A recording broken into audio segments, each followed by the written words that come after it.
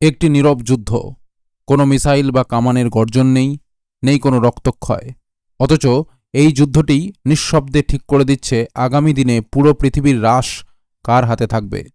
Super computer, কৃত্রিম বুদ্ধিমত্তা বা এআই, অত্যাধুনিক ফাইটার জেট থেকে শুরু করে আপনার পকেটে থাকা স্মার্টফোন, সব কিছুর পেছনে চালিকা শক্তি হিসাবে কাজ করছে একটা ক্ষুদ্র, অতি ক্ষুদ্র জিনিস, যা আকারে মানুষের নখের চেয়েও ছোট।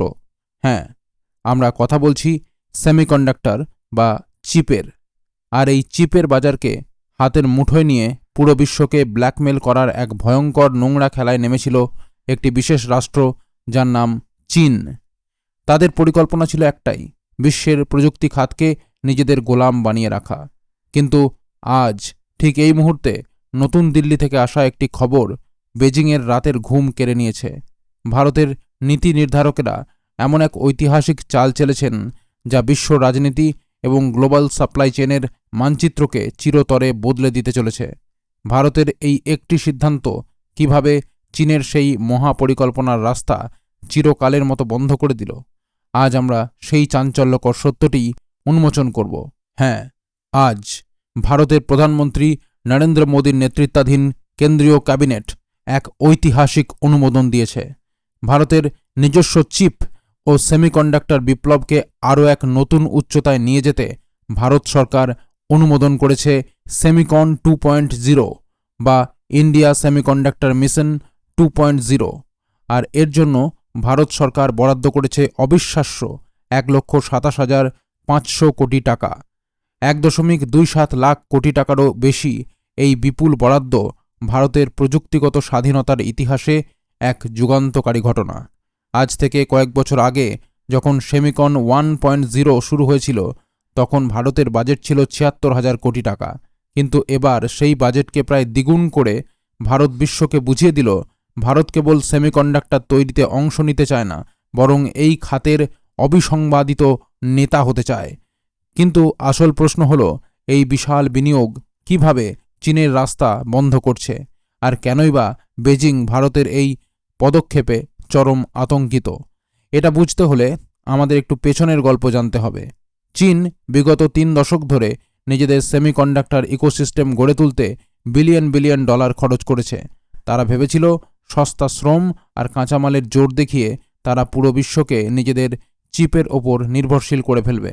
কিন্তু চীনের একটা বড় সমস্যা ছিল বিশ্বাসযোগ্যতা বা ট্রাস্ট। বিশেষ করে মার্কিন যুক্তরাষ্ট্র এবং ইউরোপীয় দেশগুলো খুব ভালো করেই জানে যে চীনের কমিউনিস্ট সরকারের হাতে প্রযুক্তির নিয়ন্ত্রণ থাকা কতটা বিপজ্জনক। আর এখানেই চীনকে প্রথম বড় ধাক্কাটি দিল ভারত। ভারতকে বিশ্ব আজ দেখছে একটি বিশ্বস্ত অংশীদার বা ট্রাস্টেড অল্টারনেটিভ হিসেবে। আমেরিকা, ইউরোপ, জাপান ও সিঙ্গাপুরের মতো শীর্ষ দেশগুলো এখন আর চীনের ওপর ভরসা করতে পারছে না।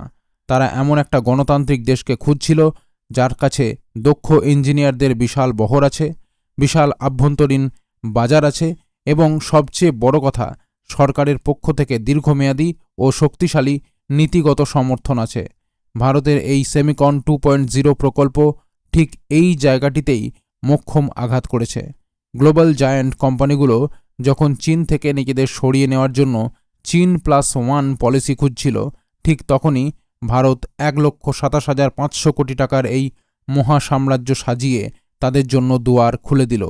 আসুন এবার দেখে নিই এই সেমিকন 2.0 কিভাবে কাজ করবে এবং এর ভেতরে এমন কি গোপন ছক রয়েছে যা চীনকে পুরোপুরি কোণঠাসা করে দেবে। এই পুরো মিশনটি দাঁড়িয়ে আছে অত্যন্ত শক্তিশালী 6টি স্তম্ভের ওপর। প্রথম স্তম্ভ হল চিপ ডিজাইন। সেমিকন 1.0 এর হাত ধরে ভারতের প্রায় 105টি স্টার্টআপ ইতিমধ্যেই নিজস্ব চিপ ডিজাইন করা শুরু করেছে। আর চিপ ডিজাইনের দুনিয়ায় ভারতের মানব সম্পদ এমনিতেই বিশ্বসেরা। সেমিকন 2.0তে ভারত সরকার কেবল চিপ ম্যানুফ্যাকচারিং নয়, বরং চিপের ইন্টেলেকচুয়াল প্রপার্টি বা আইপি এবং নিজস্ব পেটেন্ট তৈরিতে জোর দিচ্ছে। অর্থাৎ চিপের ডিজাইন ও ইন্টেলেকচুয়াল প্রপার্টির মালিক হবে ভারতীয় কোম্পানিগুলো। ভারত আর অন্যের তৈরি করা ডিজাইনের ওপর নির্ভর করবে না। দ্বিতীয় স্তম্ভটি হল সবচেয়ে বড় গেম চেঞ্জার এবং চীনের বুকে সবচেয়ে বড় আঘাত। এটি হল যন্ত্রপাতি এবং কাঁচামাল বা মেশিনস অ্যান্ড মেটেরিয়ালস। সেমিকন্ডাক্টর তৈরির জন্য বিশেষ ধরনের রাসায়নিক গ্যাস এবং অত্যন্ত জটিল যন্ত্রপাতির প্রয়োজন হয়, যা এতদিন চীন বা অন্য কয়েকটি দেশ থেকে আমদানি করতে হতো। কিন্তু সেমিকন 2.0-র আওতায় ভারত সরকার সেই সব কোম্পানিগুলোকে বিপুল ভর্তুকি দেবে যারা ভারতের মাটিতেই এই চিপ তৈরির যন্ত্রপাতি, স্পেশালিটি কেমিক্যাল এবং ইন্ডাস্ট্রিয়াল গ্যাস উৎপাদন করবে। অর্থাৎ চীন থেকে কাঁচামাল আনার যে নির্ভরশীলতা তা গোড়া থেকে উপড়ে ফেলা হচ্ছে। তৃতীয় স্তম্ভ হল আরও বেশি ফ্যাব্রিকেশন ইউনিট বা ফ্যাব স্থাপন।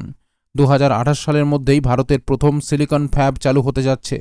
বিশ্ব এখন ভারতের এই দূরদর্শী সেমিকন্ডাক্টর কৌশলের ওপর গভীর আস্থা দেখাচ্ছে। সেমিকন 2.0 এর মাধ্যমে বিশ্বমানের silicon fab, compound semiconductor fab এবং ডিসপ্লে ফ্যাব ভারতে আনার প্রক্রিয়া আরও দ্রুত করা হবে। টাটা এবং অন্যান্য শীর্ষ গ্লোবাল ব্র্যান্ডগুলো এখনই ভারতেই তাদের ফ্যাব তৈরি করতে বিপুল উৎসাহ দেখাচ্ছে। চতুর্থ স্তম্ভটি হল অ্যাডভান্সড প্যাকেজিং বা এটিএমপি এবং ওএসএটি ইকোসিস্টেমকে আরও শক্তিশালী করা। চিপ তৈরি হওয়ার পর সেটিকে ব্যবহারের উপযোগী করে প্যাকেজিং করা অত্যন্ত জটিল কাজ। ভারতের সেমিকন 1.0 এর সময়ই সানন্দে, মাইক্রন, কাইনেস এবং সিজি সেমির মতো কোম্পানিগুলো বাণিজ্যিক উৎপাদন শুরু করে দিয়েছে এবং 2026-এর মধ্যেই আরও একটি নতুন ইউনিট চালু হতে চলেছে। সেমিকন 2.0 এই প্যাকেজিং প্রযুক্তিকে আরও আধুনিক করে তুলবে, যাতে চিপ তৈরি থেকে শুরু করে প্যাকেজিং পর্যন্ত পুরো প্রক্রিয়াটাই ভারতের মাটিতে শেষ হয় এবং কোনো চিপকে যেন প্যাকেজিংয়ের জন্য অন্য দেশে পাঠাতে না হয়। পঞ্চম স্তম্ভ হল রিসার্চ অ্যান্ড ডেভেলপমেন্ট বা গবেষণা। ভারত তার সেমিকন্ডাক্টর যাত্রা শুরু করেছিল তুলনামূলকভাবে বড় নোড অর্থাৎ 28 ন্যানোমিটার থেকে 110 ন্যানোমিটার চিপ দিয়ে। কিন্তু সেমিকন 2.0-র মূল ফোকাস হল বিশ্বের অগ্রণী R&D সেন্টারগুলোর সাথে হাত মিলিয়ে অত্যন্ত অ্যাডভান্সড নোড বা 2 ন্যানোমিটারের মতো জটিল ও শক্তিশালী চিপ প্রযুক্তির বিকাশ ঘটানো। আর ষষ্ঠ স্তম্ভটি হল ট্যালেন্ট বা প্রতিভার বিকাশ। ভারতের 315টির বেশি বিশ্ববিদ্যালয়ে বর্তমানে অত্যাধুনিক ইডিএ টুলস ব্যবহার করে শিক্ষার্থীদের জটিল চিপ ডিজাইনের প্রশিক্ষণ দেওয়া হচ্ছে। ইতিমধ্যেই প্রায় 68,000 শিক্ষার্থী এই চিপ ডিজাইনে প্রশিক্ষিত হয়ে উঠেছেন। সেমিকন 2.0 এই প্রশিক্ষণের পরিধি আরও বাড়াবে। কলেজ জীবন থেকেই শিক্ষার্থীদের একদম ক্লিন রুম অপারেশন ও ফ্যাব তৈরির নিখুঁত প্রশিক্ষণ দেওয়া হবে, যাতে বিশ্বের কোনো দেশই চিপ তৈরির দক্ষ জনশক্তিতে ভারতকে পেছনে ফেলতে না পারে। এখন প্রশ্ন উঠতেই পারে, ভারত কি আসলেই চীনকে এই বাজারে টেক্কা দিতে পারবে? অনেকে বলতে পারেন, চীন তো এই শিল্পে 30 বছর ধরে রাজত্ব করছে, সেখানে ভারত কিভাবে এত দ্রুত চীনের রাস্তা বন্ধ করবে?